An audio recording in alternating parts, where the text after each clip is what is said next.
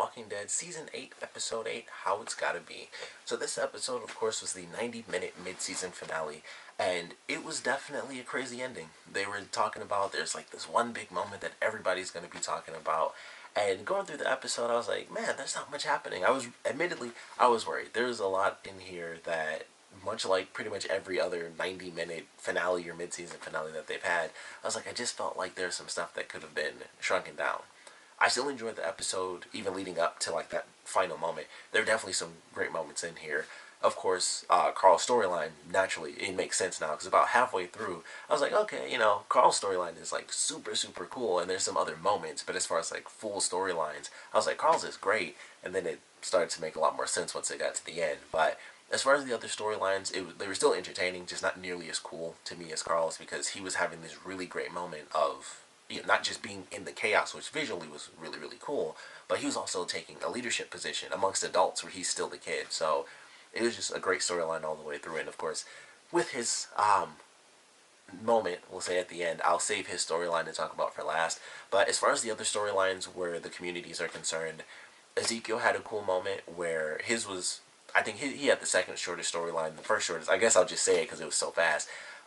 Enid and Aaron, they run into the ladies from Seaside, and Enid kills the grandmother.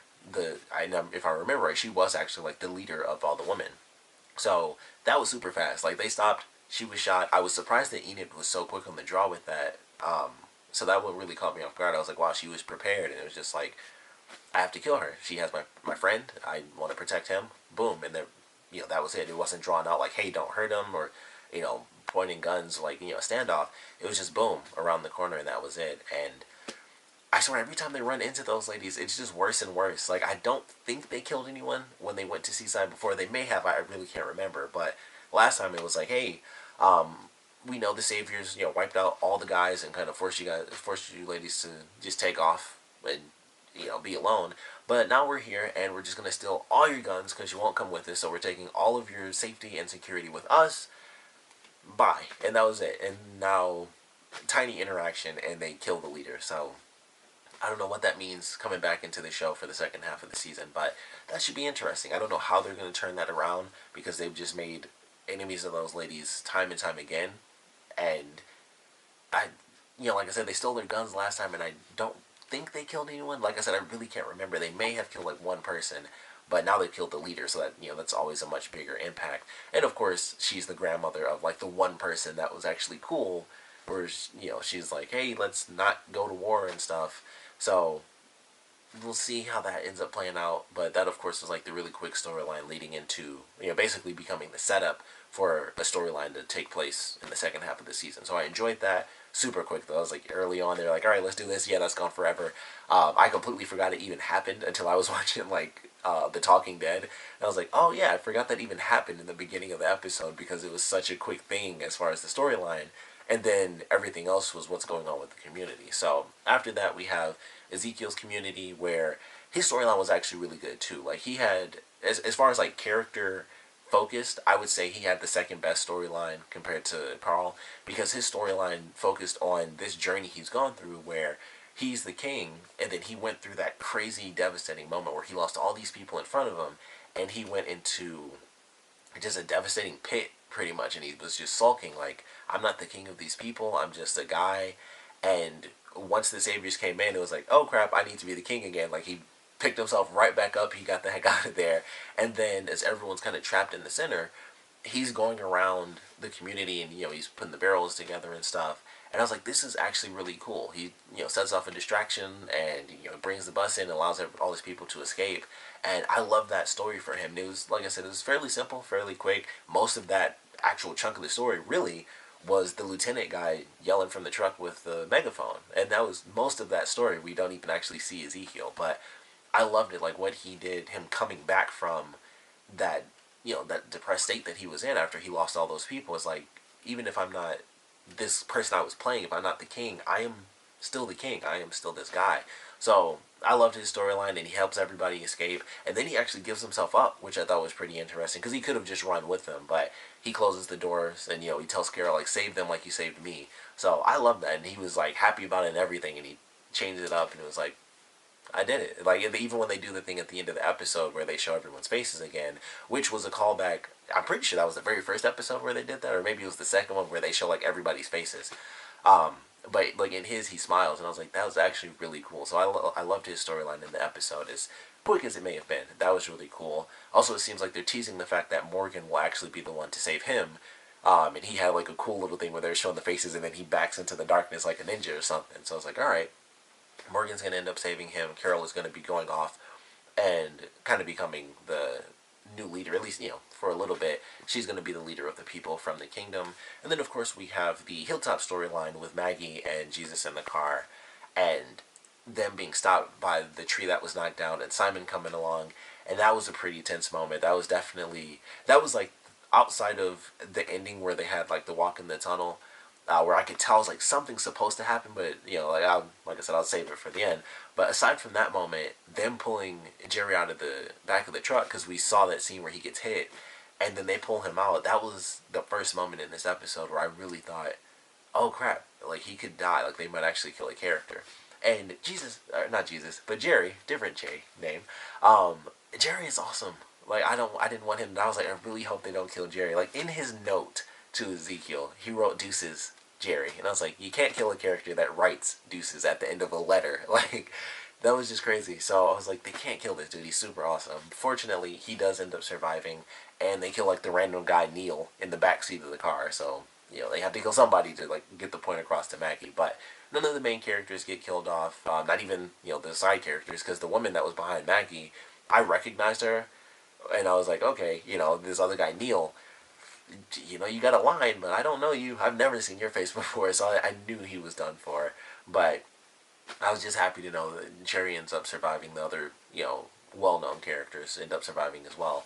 And they end up going back to the hilltop, and Maggie is moving into this different position where she takes this character whose name, I'm pretty sure his name was Dean, because the in memoriam thing from the Talking Dead show. So I think his name was Dean, and she pulls him out and is like, this is the guy that tried to hurt you. And she just kills him. Like, she just kills this guy, and it's like, alright, that kind of put him somewhat on equal footing.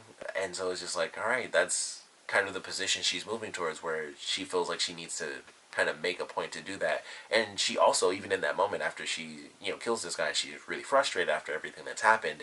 She knows what the next step may or may not be. And she's like, we need to set more guards up. We need to fortify this place, because there may not be supplies moving, but there may be people. Like, we still need to be prepared and be able to protect any of our other allies that come from the other community. So I thought that was cool. Like, even in that moment where she's suffering from what's happening, and being like this one community that's kind of given the opportunity to keep surviving as they have been, she's like, all right, we need to find a way to make sure we can support the rest of our friends that are going to come here, because they might. So I like that storyline, and I'm curious how things are going to play out, like with what they've done, especially with the end of this episode, to change from the comics. I'm curious what they're going to end up doing with Maggie, like how dark her character may or may not get based on the moment that we had in this episode. So I'm looking forward to that. I think that would be kind of cool to see like a dark Maggie. I think that would actually be very interesting, because that's just not her character. And if she's pushed to this point where she's, of course she's the leader now, being pushed to this point where everyone's dying, or they may or may not die around her, that can change what you do. And Carl kind of had that moment as well, where it's like, as the leader, at least right now, I'm willing to sacrifice myself. And in some cases, you don't have to actually sacrifice your life. Sometimes you just gotta sacrifice kind of who you are. So we might see that from Maggie. I think that would be cool. Not permanently. I don't want her to just be like depressed and mad and messed up all the time. But for a little bit, just like the rest of this arc, I think that'd be really cool. And then it all settles down after the chaos. But I think that would be really sweet. I don't know if we'll see that, but I just think that's something they're kind of teasing, and they could go that route. Maybe that's what they decided on, but we'll just have to wait and see, of course, when it comes back. But I really liked her storyline. Of course, we have the little mini ambush with Dwight, and his whole deal, officially revealing that he's working with the heroes and stuff. So I like that portion. Him, shooting up his former allies. That was kind of straight out of the comic books. Different location, different time of day as well. But in the comics, that actually happens at Alexandria during like the really big battle. So I thought that was cool. It was like in a different location. Plus, it's been a long time, but I don't think that's how we got busted in the comic books. Was another person finding out. So that was a nice little twist where the other lieutenant, where she comes back around the car and it's like, that's why you didn't want to put trucks up. That's why you just did cars, and that's why you drove right into the smoke and stopped the car. It's because you've been working with them. So I really enjoyed that. I like the way that played out, and of course she ends up taking off and surviving. So now he's officially with the good guys. But I like that, and then of course we have the super quick storyline of I totally lost my train of thought of who it is. So fast. Oh, Eugene. He had such a short storyline too. I forgot. There are actually a lot more storylines than I realized. I was thinking of like, oh, there's like the little one with Aaron and Eden, and then that was it. Everything else was like the big storyline. It's like, no, there's actually a couple of mini plots in here. But yeah, Eugene had his little moment where he actually ends up saving Gabriel, or at least giving him the information where it's like, a guard is no longer kind of at the gate. There also happens to be a car there. Oops, I dropped my keys to, the said gate. So I was like, all right, that's an interesting moment for his character. And he says, I did that because I planned on getting some sleep. And I thought that was actually a really cool line from his character. So he's still kind of stuck in the middle. It's very odd, but I like that moment. I thought it was definitely a good moment for him. In general, it's just a cool little moment there. But then, of course, you have the main storyline. Carl in this episode was awesome. He takes over as, he's the son of the leader of Alexandria, of course, and he takes over. He's in charge. He's like, it's my show. This is how things are going to play out. I want everyone to, basically everyone leave, everyone get to safety, and I will deal with the problems. Like, you all get to safety, cut the lights once you get far enough and all that, but just go. Like, you guys get to safety and I'll deal with this. And there's also, of course, kind of the whole point of this episode for him is being pretty much, and I kind of like this, they don't flat out say it, but he's basically being who his father used to be before things got like so chaotic where it was like, I don't know if that's a friend or ally, and Rick, got super dark. So that's pretty much where he was, and it's like they have the flashback after they first left the guy, that Rick shot over his head for warning shots. He was like, you hope that he survives. That's not good enough. It was like, we need to actually help. And I was like, that's really cool that they had that flashback for him, because he's been, obviously he's been on this journey since the beginning. And I just love the way it played out, where like that was, what they decided to focus on for this episode is him taking hold of that leadership and being willing to sacrifice himself after he says, you guys get out of here, and he talks with Negan, which was a cool moment. For some reason, it made me laugh when Carl first showed up, and he was like, "Oh, hold your horses, everybody. It's Carl." For some reason, the way he said that line just really made me laugh. But I thought it was so cool. I was like, that was a cool little moment. And of course, it was a ploy, but it was also funny with Negan when he was like, I thought we were having a moment. But that was a cool scene where Carl was like, I don't want to die. It's not that he doesn't, that he wants to die or that he doesn't fear death. It's like he's just willing to be the hero that is, the community needs at this point. It's like, I'm willing to sacrifice myself if it means everyone else, gets a pass. And I thought that was a really cool moment. And then, of course, once everybody kind of breaks out of the back door, they just start launching, grenades into Alexandria. So that led to like the other cool part that had nothing to do with like story. It was just like visually, holy crap, he's like, houses are blowing up. He's running from houses as they're just exploding. The car that like blew up right in his face and like knocked him back. A lot of cool just explosions left and right. They had a really great scene towards the end of the episode as well, and I love this shot. I think a lot of people may or may not have missed it, but the scene with Michonne when she goes in after she kills the first walker and she stabs the guy in the head, as she's like losing it and she's chopping this dude up, in the background is the church that she was fighting on when they did like the thing where it seemed like she may or may not have died. That's what that shot was for, like the church burning down, and it was like a representation of that sequence, because that's where she almost died, and where they kind of played up that idea that she died last season. So I love that. I was like, that is a great shot. I get why they did that. It was like the church burning down, that's where she was, or like the steeple or whatever you want to call it. So I was like, I love that shot because I know that that's why they shot it that way. So that was really cool. I just really wanted to mention, I kind of geeked out when they did that. I was like, oh, I know why they did that shot, and like the way they angled it where there was so much open space for the background, because that's where, they did that shot. So I love that just from like a filming perspective. I was like, that's super sweet. But that was a cool moment too. But all the chaos, the whole town just blowing up, all the houses, all the cars. And one of my favorite things about that moment is that with all that chaos, they hardly focus on the zombies. Like, there was, outside of the one that Michonne killed, I don't think there was a single one that was actually dealt with. Like, they show a couple walking in when after they do the ambush and stuff, and they're like, like, where is he, like, where is Carl at, and they see a couple of walkers going into the front gate, but they don't focus on that at all. Like, with all that chaos, all the explosions, they could have done a full-on herd again attacking Alexandria, and the Saviors having to deal with that, and it would have been totally justified. Like, there are explosions going off left and right that's going to bring a huge herd of zombies, and they totally could have done that, but instead it was all about the characters. And outside of Michonne killing the one walker and then her killing that guy afterwards, it was all about the emotions and the chaos that kind of accompany the absolute disaster. And then of course we get to see Rick versus Negan, super sweet fight. A couple of things that were done in there that may or may not have been smart, like Rick for like a quick second getting a hold of the bat and maybe not using the side that he probably should have used it for. And possibly not just aiming in certain places, stuff like that. I think Negan was kind of toying with him a little bit, because in the very beginning, after he knocks Rick down, he uses Lucille, but he doesn't use like the actual barbed wire. So like he hits him in the arm, but it just knocks him down. He hit him with like the bare part, and I was like, he totally, if he wanted to, he could have just hit him right there, and it would have been, it would have been game over. He could have just hit him in the head. But he's kind of messing with him, and then they have just a crazy fight where they're throwing punches, and we actually get to see Negan fight, which I thought was really cool, because he's just like, the talking guy, and he'll bash your head in with a bat.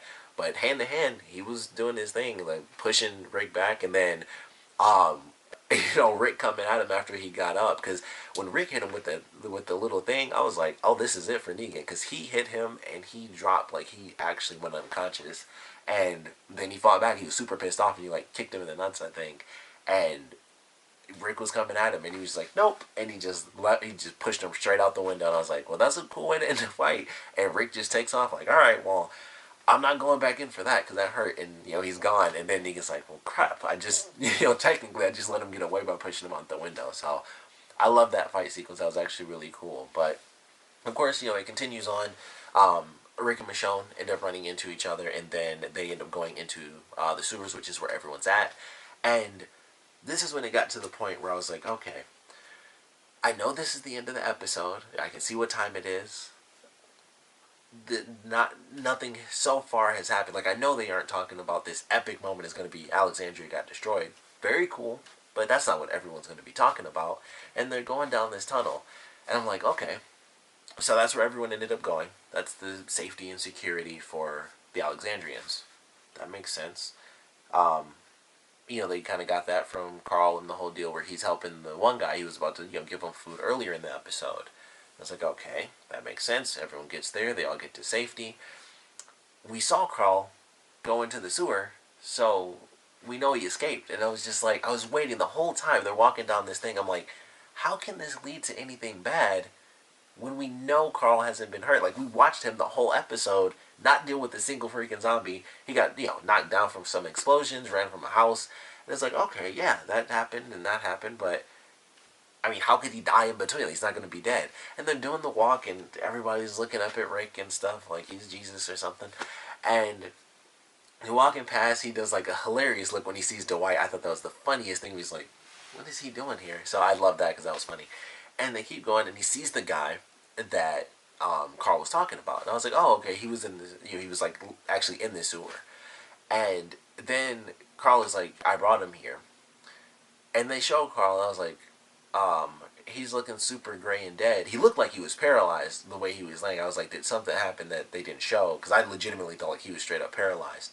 But he was like, I brought him down here and stuff, and that's when it happened. And then they show him lift up the shirt, and I was like, that is not what I was expecting. And that really caught me off guard. That is not in the comics. For anyone who doesn't read comics, Carl is alive and well. Apparently, I have to go back to the comics, which is nuts, to watch somebody live. Because the comics, they be dropping people like flies. So, it blew my mind. It's like, Rick and Carl are like, they're in the end times until the end times. Like, they're supposed to be there till it's back to normal.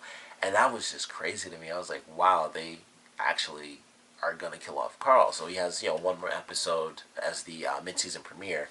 But that was nuts. I was not expecting them to do that, and I loved it. I was like, that's a crazy way to end it, and I don't know how sad this next episode is gonna be, because it wasn't like, oh, he's bit and he died in this episode.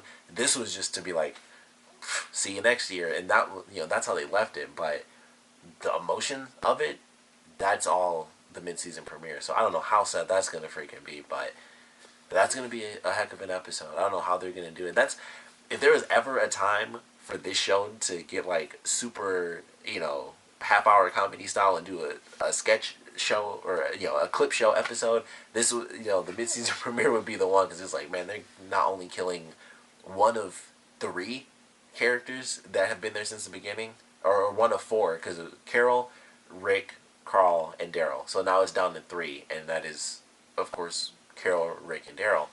And of the four people who are from the beginning, they're killing off the kid. So I don't know how they're gonna do this next episode, but I'm kind of looking forward to it. I don't think I'm gonna cry, but you do the emotions well. If it's well written enough and enough people cry, I might, it might give me a tear or two. I don't know, but man, it was just nuts. I was like, I even tweeted after I saw. I was like, well, wouldn't this guess that based on the comics? Like, you just can't have that. So, like, it's crazy. Like, even just the little bit of stuff that I've read past this storyline is just like, wow, they can't do that now because Carl is gonna be gone. They can't do anything with him. He's not gonna be there. But I think I know what they can do with this death and what he was representing.